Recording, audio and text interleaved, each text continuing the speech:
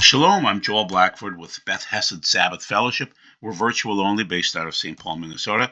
The phone number works if you'd like to contact us. We do the philosophy of eschatology, what you need to know, your reality, our existence, behind the thought. That's what we're doing. We're solving pieces of Revelation. This is Revelation 17 and 18, and we're trying to help you with understanding that America is Mystery Babylon. And there are scholars on both sides of the issue. I'm saying, come out of her, my people. That's New York City. And we have one more piece of evidence right now. We're doing the thought behind the thought again, philosophy, not twisting the Bible, giving you prophecy, giving you the news. Mamdani is a huge piece of what's going to happen.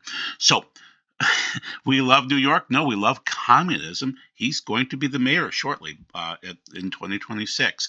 And he'll win New York City, and then he'll force about 800,000 people to flee the city because of what he's going to do. That's a bad thing and a good thing. There are prophecies behind all of this. So he's a red apple. That's what he's going to bring into New York. He's going to bring Marxism in, and it's going to cause horrific problems. But we've earned it, people. We're basically Babylon, and I'll try to make that case. Okay, New York, you forgot. And that's our favorite mayor. Yeah, Rudolph Giuliani. Too bad. It's too bad. Those days are over. We've forgotten it. Okay. So on this side, here we go. Zoran Mamdani pledged to confiscate private property and turn buildings over to the city starting day one. Starting on day one, we will expand the city's enforcement programs. The city's gonna step in and send them the bill. If that doesn't work, the city's going to take over the building. We're putting the worst landlords out of business. We're going to take over the building. Seize the means of production, communism in plain sight. That's Marxism, people. Okay. On the right-hand side, what does the Bible say about this? I will visit retribution on Bel in Babylon. I will take what he has swallowed out of his mouth and shall no longer stream to him. Even the wall of Babylon has fallen. Go out of its midst, my people, and each one save its life from the burning wrath of the Lord. Jeremiah 51:44 through 45. I'll give you I'll just tell you now. It's the people that I trust are Dimitri Duduman and David Wilkerson, both saying cite Jeremiah 50 and 51, and Revelation 17 and 18. Okay? The next section below it, Revelation 18. For all the nations have drunk of the wine of God's fury, caused by her whoring. Yes, the kings of the earth went whoring with her, and from her unrestrained love of luxury, that's New York City, the world's businessmen have grown rich. Then I heard another voice out of heaven saying, my people, come out of her. That's Mystery Babylon there. So that you will not share in her sins, so that you will not be infected by her plagues, and her sins are a sticky mass piled up to heaven, and God has remembered her crimes. That's Revelation 18. So keep in mind, New York City, because the UN curses Israel all day, every day, and they're located in New York, and for other reasons that match up with Revelation 17 and 18, it's all about Mystery Babylon. It's not physical, and I'll prove that to you in a couple of slides here. In Tehran, the regime is celebrating Mamdani's election. Now, he's a Sunni, and they're Shiite. It doesn't matter because it's a victory. His victory as mayor of New York, the Iranian spirit of the day, the U.S. Embassy was seized, support for the Palestinian dream, demand for justice, struggle against racism in both domestic and foreign policy. Izzati went on to say the future candidates who embrace these three principles will be the next rulers of the United States. Tell me who your friends are, and I'll tell you who you are. Mamdani is very close with the Iranian-type people and other jihadists. Okay, that's what he is. Juden Raus, get the Jews out of Germany. Well, that's going to occur now in New York. The Zionists need to get out. It's the spirit of the age. So what you should have seen recently on the right-hand side, according to World Israel News, is Germantown shocked by blood-painted swastikas days before Kristallnacht anniversary. So keep in mind, Luther published on October 31st, Halloween, whatever, okay, his 95 Theses, which were basically all about Tetzel's coffers and filling them up with coins and indulgences and silly stuff like that. Not a lot of Reformation going on there. It's still basically Mama Catholic Church is the same as the Reformers, okay? There isn't any Sabbath in their Torah or festivals, God's festivals, the Moedim. There wasn't much reformed. it was indulgences. It really was. About every fifth item is indulgences and a few other issues. Okay. So on the right-hand side again, investigators describe the incident as a result of personal and job-related stress. That's a lie. Not an act driven by hate or anti-Semitism. That's Jewish breaking news. When on the right-hand side, the residents of Hanau, Germany, awoke Thursday morning to find out that 50 cars in several buildings covered with swastikas painted in blood.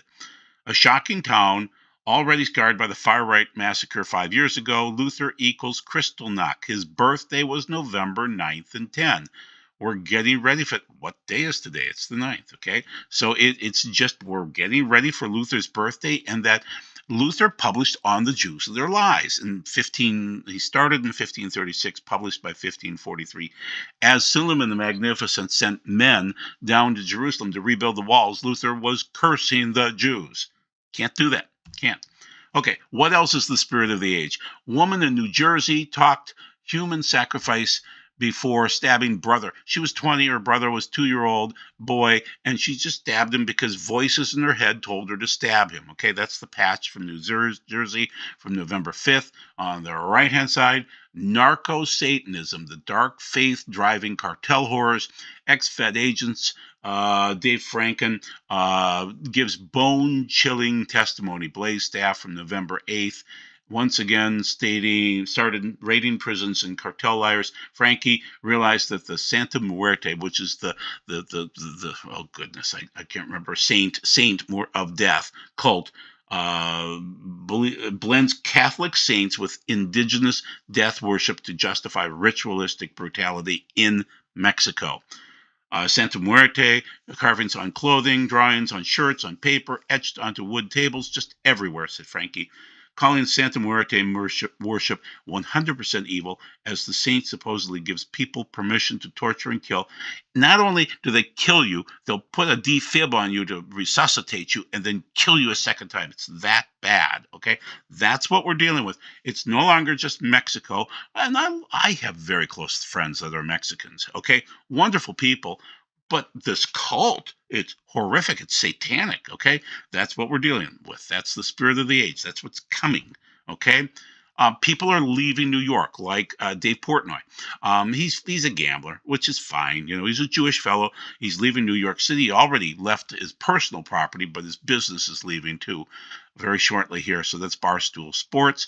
Portnoy moved to a $27.75 million estate in Florida back in 2021 in the Keys. Oh, that's beautiful. I'm jealous. Okay, talked of moving his company out of New York. It's happening because of Mamdani. Okay, Scott Jennings summed up the Mamdani perfectly by stating New York City wants it to be. Thank God I don't live there anymore, from Dave Portnoy. But then Scott said, I'm going to compliment your guy. He's the greatest actor you have. You know, he's turned himself into a hood ornament for the poor and the downtrodden. He's a rich kid who's a great actor. He plays acts. He plays acts. I'm just, horrible. So leave. Just leave. Is Trump Cyrus the Great? Let's talk about Monty Judah. Monty came out in his video Friday, just a couple of days ago. And I have to quote him because it's very interesting what he's citing. I think he's accurate. There's a move within the Democratic Party, and the question is, how pervasive will it be? Will it expand from New York City into other places, other states, other cities? The real question in New York, and for coming up in the next year or so, what will be the impact on the Jewish people that live there in New York City and in those cities? Israel would love to have them immigrate to the land of Israel. They would. But New York City is kind of an ancient Babylon to the Jews. That's what I'm proving to you. If you notice, I'm building a case that New York City is Mystery Babylon from Revelation 17 and 18, and of course, again, Jeremiah 50 and 51. And in the story of ancient Babylon, some of the remnant of Judea did return to the land, but many remained in Babylon because it was comfy and beautiful and educational. And they stayed in wonderful homes and with their wealth and things like that. And they believe the same kind of thing would happen. Nick Fuentes clip. Greater Israel and identity politics. There would not be a massive Jewish exodus out of New York. Many will stay, and maybe to their harm. There is also a question of this and when it and how it will impact other cities and other major cities here in the United States. There's an apprehension on the part of the Democrats in many communities that could expand. So that's Monty's Judah from Lion and Lamb Ministries on November 7th, and that's his video. And so once again, you can see there's Jerusalem way to the left, lower left, and then across the crescent, way over to Babylon. Okay. They stayed in Babylon. They didn't come back home, other than Ezra, Nehemiah, and a few people. So Monty Judah, again, that's the link to him, November 7th. What is this Mamdani has doing? It would expand to other cities, not just New York City. To go along with this, the growing anti-Israel set of voices in the Republican Party, now it's one thing to have half the Democrats being anti-Israel. It's more than that. It's a whole nother thing for there to be a faction within the Republican Party. For the most part, they've been very supportive of Israel, but here recently, Tucker Carlson, Candace Owens, and other people like that, this horrible guy that we're citing here in this video, who's a well-established conservative voice from a Republican point of view, held an interview recently with the dreaded one, the Nick Fuentes, who's he's a KKK. And Nick is a raging Heritage Foundation backlash and president's apology, anti-Jewish, anti-Israel, Holocaust denier. Yeah, he's a winner. Chicken dinner. Tucker Carlson talking about his opinions of Israel, and here's Nick Fuentes. So you can watch the video if you want to. You can find it based on the link or the obviously the title. And so Nick said, I've said on this show, and also the idea that neoconservatism and Israel has nothing to do with Jewishness, Jewish identity, or the Jewish religion, because clearly the state of Israel and the neocons are deeply motivated by that ethnic identity, and their allegiance to Israel proceeds from that. The plan of greater Israel, the blood and soil nationalism of Israel. It stems from this ethno-religion, which is Judaism. Nick is a horrible human being. He's KKK, okay? He's the worst. But Tucker isn't much better. This is, just BLM. The other version. This is identity politics. They're engaging in identity politics. I mean, it's just so obvious to me. Tucker, again, I can say for myself, I dislike them. He's talking about Christian Zionists more than anybody. So Monty clipped this out, and thank you, Monty, for citing it. Nick is a horrible human being. And so he's going to blame everything on white genocide and Jewish subversion. I can't even say it. It's sickening to have people like this running around in the Republican Party. But there you go. You make a big enough tent, and you're going to drive some people in there, Trojans, obviously, Trojan religion. This is Eitan Bar. He's a wonderful guy. He's a Jew from Israel. And he's had some issues, but I think he's a wonderful guy in his own way. He's talking about Trojan religion, so it's his new book. And so he's talking about these big cities, New York, London, Stockholm, Paris. It is no coincidence. It is the visible edge of a deeper, more sinister global agenda. Malevolent forces are weaponizing migration to infiltrate and destabilize Western democracies. The West is under siege. That's what I'm arguing. It's Revelation 17 and 18. We're under siege, okay? But we've earned it because we've been wicked. We've cursed Israel. We need to bless Israel. If the West does not awaken to this threat, it may soon find itself dismantled from the inside, its values erased, its future rewritten. Good article, good book. Okay, so what's it all bringing? There's a positive to all of this. You might say, oh, Joel, you're so negative. No, there's a positive. Aliyah. Time to go home. Time for us to tighten it up and realize what's good and what's bad. And so I'm citing here on the right-hand side what Jeremiah 32 talks about this, that even though the Christians are afraid of God's orge, wrath, okay, or fury, which is thimu in the Greek. So orge is obviously anger, okay? That is how he brings us through these things, okay? So let's read Jeremiah 32. I will gather them from out of the countries where I drove them in my anger and fury and great wrath, and I will bring them back to this place and have them live here in safety. There they will be my people, and I will be their God, and I will give them singleness of heart and singleness of purpose, so that they will fear me forever. This will be for their own good and for the good of their children after them. I will make them an everlasting covenant, not to turn away from them, but to do them good, and I will put fear of me in their hearts so that they will not leave me. Jeremiah 32. Look for 37 through 40. What I want to say is this is horrific going on, but there's a positive in terms of us finally refinding our faith and teaching that to our children and other people like that, and then the Jews going home, the Aliyah. This is what God plans to do, because we're going to have a second Exodus at some point in time. So what time is it? It's a dark time. It's Heshvan, okay? And we are literally, I'm recording right now, during the middle of Jeroboam's fall Sukkot. So you can see, that I'm on the 9th of November, and we're in the midst of that fall Sukkot.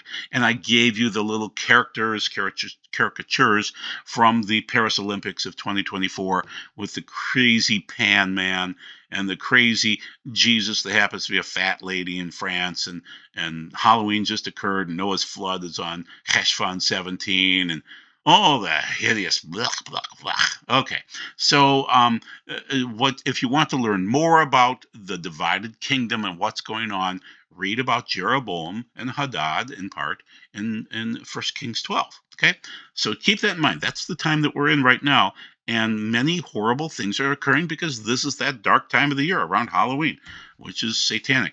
And Babylon too. So back in 2003, we had a situation where they were digging up the tomb of Gilgamesh, which might be one of those fallen angels, or maybe a chimera, or maybe maybe a Nephilim, but it's in that area of the Euphrates, okay? And it's biblical. It's Revelation, we'll call it 9, and then Revelation 16, okay? So it is a future forward type of a thing where something's going to be popping up from there. So as we started our war, as soon as we figured out that we might be uncovering the Epic of Gilgamesh, Bush said, "Oh, let's go send over our war men," and so he killed people off for no reason at all. But he was trying to accommodate his dad, and of course Dick Cheney, who just died here recently. So in 2003, German archaeologists working in Iraq stumbled upon what they believed to be the long-lost tomb of the mystical King Gilgamesh, and the protagonist in the Epic of Gilgamesh, one of the oldest stories human beings ever wrote. And things like the depiction of him as a 17-foot tall giant, a crossbreed between normal human and a Mesopotamian goddess, okay? So in these canals and underneath the river, this is exactly how Revelation reads. So reread Revelation 9 and Revelation 16 and see what you think. So this is interesting, and you can clip anything from this fiction article that you want. We're not covering much of this today because I just want to tempt you, because I will cover this later on, okay? But we're going to be doing the portals at some point in time, and people are picking me up nationally whenever I talk about the portals because they realize something's going on. So after 4 years of exhaustive work, George Smith led to the revelation of the tablets. So they found tablets, and they found other things, and they found the Great Flood was listed, and all the history was there, and it corroborates with the story of Noah in the Bible. So it's just weird, but 17-foot tall giants that pick up huge lions and hold them in their arms, okay? And they might be half man, half beast. They might be all sorts of things. We don't know what Gilgamesh is all about. This is from the Wise Wolf, and this is October 31st. He hates this time of year because it's related to Babylon, okay? Day of the Dead. The Assyrians held ceremonies for the departed souls. During this time frame, Egyptians floated Osiris' coffin on the water. Peruvian Incas celebrated leaving food on graves. Hindu Durga festivals honor the deceased. It's all about the dead, okay? That's this time, October 31st. The Great Flood is mentioned again here, okay? It seems to be Cheshvan 17 that has started, okay? That's biblical. That's a good dating pattern. Semiramis, Babylonian queen, sold the ancient world story. Her husband Nimrod died. Sun's power, reborn, resurrected, made divine, happened around in the spring. That became Easter. So Nimrod returned to earth, temporary stay granted. Gods can't remain mortals forever. Yeah, now you know why Halloween has issues. And the Christmas trees date back to Germanic winter solstice practices. Valentine's Valentine's Day has its issues. They're all pagan foundations. We just took the pagan foundation, we slapped a Christian name on it, and made it holy. But it's not holy. It is pagan, okay? So Alexander Hislop's The Two Babylons trace these connections in 1858. And so basically what I'm getting at is you keep hitting Babylon. Different routes, same destination. The system Nimrod and Semiramis established spread when God scattered humanity at Babel. Each culture carried fragments, and then it slid forward to today. We're still in Babylon today, and New York is Babylon. There's no doubt about it, okay? All the guys are going to argue with me, but you saw the picture. Babylon itself, physical Babylon, is done. It's not going to be rebuilt. The merchants of the world are in New York City. They're in Babylon, New York, okay? So just you can clip this if you want to. It's Wise Wolf Media. He's interesting. He thinks about things in a thoughtful way. I like that. This I have not vetted out, but I'm going to give it to you just to see what you think. Jessica Smith, take it for what it's worth. Many years ago, I had two prophetic dreams. In one, I saw Islam coming to America. People were martyred for their faith in Jesus Christ by Muslims on American soil. In another dream, I saw that New York City was hit and utterly destroyed by a tsunami wave. I'm telling you, at some point in time, we will have a pole shift, and we will have these slosh effects of the oceans, and New York City will be utterly destroyed by a tsunami wave. So she's correct on both of those so far. Whether she's accurate or not, I don't know if she's actually hearing from the Lord or not, but those things are accurate. I believe those two dreams were beginning to come true under one name, Zoran Mandaran. Okay? She was close, real close. But you know what? It's tough to hear what you think you hear. The newly elected Antichrist, he is an anti-Messiah. He's not the Antichrist. Anti-America, pro-crime, pro-sin, communist, Muslim mayor of New York City. In the second dream, every level of New York City's government was involved in New York City's destruction, including police, and all were submitted to a more powerful, evil governing body controlling things behind the scenes. Yes, that's what's happening. We're deluded by this world body that is just sick and twisted. When the people saw the monstrous wave coming, they all knew they would die. And so she talks about the chance for the people to leave. The Christians know, and they cry out to God, and God gives them a way to get out. He always saves a remnant, okay? I've been getting very many detailed dreams. And so I don't know if she's accurate or not, but it's interesting. She says then, pray for New York City, pray for revival there, pray for America. Okay. Now we're into the phase of David Wilkerson and Dimitri Duduman. So back in May 7th of 1990, David Wilkerson had this message. Recently, USA Today ran a front page story entitled, "Is New York Down for the Count?" The illustration showed New York City dressed as a boxer lying on the canvas, nearly unconscious from a knockout punch. The story went on to say the city is spinning out of control and that it is the time many believe that we will not survive. So the collapse of New York City by David Wilkerson, 1990, his prophetic sermon. God is going to bring down New York City just as he brought down Jerusalem. How was Jerusalem brought down? Its tax base was destroyed. Okay, fine. So Wilkerson says, see to your own house, New York, we are departing, no more taxes for us. We see the example of ancient Jerusalem. The loss of the tax base here will lead to greater iniquity. It is all foretold in Moses' curse on godless peoples. And thou shalt grope at noonday, as the blind gropeth in darkness, and thou shalt not prosper in thy ways, and thou shalt be only oppressed and spoiled evermore, and no man shall save thee. Soon New York will no longer be the in place for the business and pleasure. God is going to orphan and isolate this city. Wilkerson. Okay, so his vision, wake up before true judgment comes on having turned away from everything that is righteous and holy. I stood in the pulpit a few weeks ago and told every bit of Holy Ghost courage that he would give me to say that I had to say, but I felt for weeks, I believe New York City is in for 30 days of chastisement, such as America has never seen any American city. I see at least 1,000 fires burning in every borough. Every business that's on the brink now deciding whether to move out of the city will move. There's a hemorrhage already, and the economic base is collapsing. There'll be no planes, trains, anything coming into the city for probably 2 weeks. And those who have no money and are able to escape New York City, our crown city, because it's absolute rebellion against God. It's absolute sinfulness and wickedness. It's going to be chastised. This is God. Okay, so on the side again, Revelation 18, the lamp will, the light of the lamp will never again shine in you. The voice of the bridegroom and the bride will never again be heard in you. For your businessmen were the most powerful on earth. That's why I know it's Revelation 18. For your businessmen were the most powerful on earth. All the nations were deceived by your magic spell. In her was found the blood of prophets and God's people, indeed, all who have ever been slaughtered on earth because they have that Babylon spirit. That's Revelation 18, 23 and 24. Some more Wilkerson in the yellow. I see total economic confusion striking Europe first and then affecting Japan, the United States, Canada, and other nations shortly thereafter. It's not really a depression, but a recession, and it's huge. Okay, this is years ago from 1973. It will now work. People will distrust these statements, and their fears will lead to a revolution at the polls at some point in time. Not yet. That's Wilkerson, 1973. The Vision.